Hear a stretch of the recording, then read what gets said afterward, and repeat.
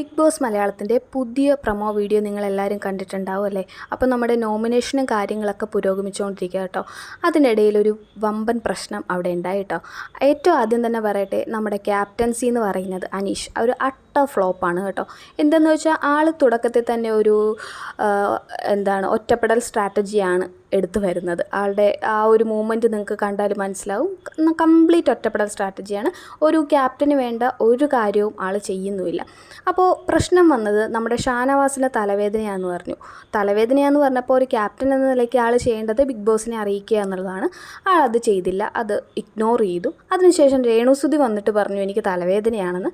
അപ്പോൾ ആൾ എന്ത് ചെയ്തു? നേരെ ബിഗ് ബോസിനോട് പറഞ്ഞു. ഇത് ബിഗ് ബോസ് അവിടെയുള്ള മെമ്പേഴ്സിൻ്റെ ഇടയിൽ തന്നെ ഒരു തർക്കം ഉണ്ടായി. എന്തുകൊണ്ട് രേണുവിന് വന്നപ്പോൾ മാത്രം പറഞ്ഞു, ഷാനവാസിനെ വന്നപ്പോൾ പറഞ്ഞില്ല, കൺസിഡർ ചെയ്തില്ല? അങ്ങനൊരു വളരെ വലിയൊരു പ്രശ്നമായി കേട്ടോ. അവിടെ ഭയങ്കര തർക്കങ്ങളും കാര്യങ്ങളും വന്നു. ഇവർക്ക് രണ്ടുപേർക്കും തലവേദന വന്നത് സത്യമാവാൻ അല്ലായിരിക്കാം. എന്തായാലും ഇനി ബിഗ് ബോസ് ഇതിലൊരു തീരുമാനം എടുക്കണം.